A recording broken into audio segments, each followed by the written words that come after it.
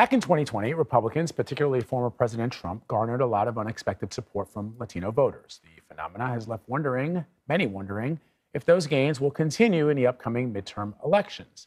The latest New York Times Siena College poll found that 56% of Latinos would vote for a Democrat if the midterms were today. 32% said they would vote Republican. So let's bring in CBS News political director Finn Gomez to break down what's driving these numbers. Hey, Finn, really good to see you. Good to see you, too. So what is the political fallout over DeSantis sending migrants to Martha's Vineyard last week? Well, Anne-Marie, the backlash against this move from DeSantis has been fierce from the Democrats and immigration advocates in Florida, especially, who have called DeSantis' move a political stunt. His Democratic rival, Charlie Crist, and even former 2020 presidential candidate Julian Castro have called it human trafficking for political purposes. As we've reported, several of the migrants were from Venezuela and who were flown to Martha's Vineyard. They have filed a class action lawsuit against DeSantis, saying they were tricked, they were duped by DeSantis and to go to Martha's Vineyard on promises of jobs and money and housing. Also, the sheriff where the flight originated from in Texas is looking into whether laws have been broken here. At issue, though, Anne-Marie, is whether this will have an impact on the Venezuelan voters in Florida, especially in South Florida. DeSantis has strongly courted Latino voters, and these Venezuelan voters helped him win in 2018, and that was a really tight race, if you recall. The fact that the majority of these migrants were Venezuelan has resonated in Florida, especially in South Florida. It's all over the Spanish language radio and TV, and so it's really we have to see how that plays with the specific segment of that community, how if they will see this as an affront to them, and if we'll have an impact come November 8th. Yeah. So, Finney, what's interesting is that there's a lot of nuance in something like this, right? Because Absolutely. I think some people might, on the surface of it, think, well, okay, Latino voters in South Florida, for example, will not like this.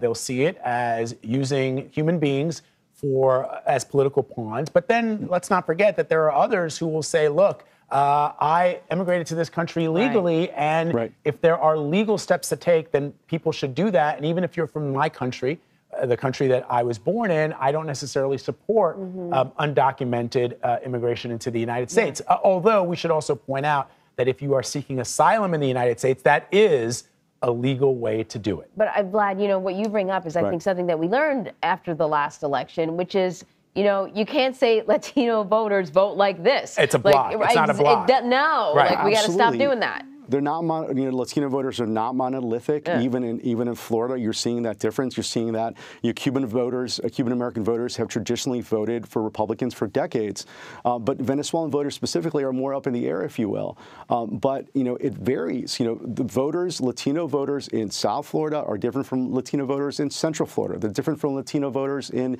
South Texas. They're different from Latino voters in LA. They're different from Latino voters in Northern Virginia. There is a difference.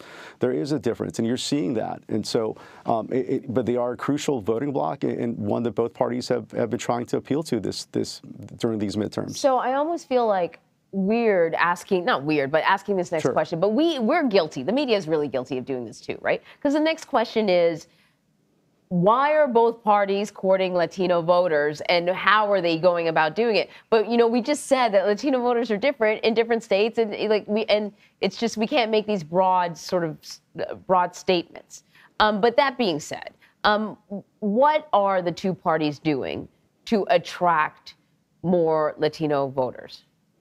Well, the Republicans had some surprising gains in 2020, specifically on the economic issues. A lot of Latinos are small business owners, and they trended better. They did. There was a new New York Times poll that just came out that shows that 56% of Latino voters plan to vote Democratic, while 32% plan to vote Republican. This is a national poll from the New York Times Siena College poll, by the way.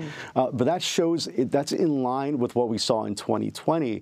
And what we're seeing, though, is that The Republican Party is targeting Latinos with the economic message. It's about the economy. It's about jobs. It's about inflation, and that is resonating with some Latino voters, especially in some of these crucial battleground states. However, one of the issues that has arisen this past summer, Anne-Marie and Vlad, has been that the Dobbs decision, the ruling to overturn the Supreme Court ruling to overturn Roe v. Wade, is also playing a role with some Latino voters, especially with young voters and with women voters in the Latino community. So you are seeing that play a role. And so both parties are using those issues to appeal to this voting electorate that has really become a swing vote in a lot of these crucial battleground races and states. So can the Latino vote swing these battleground races, the ones that you just mentioned? Well, especially if you think about it, Vlad, in Florida, as we mentioned, there's a sizable population there, but also in places in the Southwest, like Arizona and Nevada, they have a sizable, large population. Upwards of 20% of the population in those states are Latinos, and they have increased their political power, if you will. Mark Kelly, who's the incumbent Democratic senator in Arizona, who's in the midst of a competitive race there, won in large part last time around by his overwhelming support of Latinos. However, if you go to like South Florida, Donald Trump did very well in 2020 with Hispanic voters there, with the Cuban-American voters as well. And so you're seeing that. And also, going back to Nevada, that is a very tight race. It was one of the most closely watched in the country, and which could determine the outcome of the Senate, who controls the Senate come November. And again, both parties are going after and courting the Latino vote because they believe that they will be needed to help them win. And of course, Republicans may not get the majority, but they just need to peel off enough voters from the margins to make a difference in helping them win.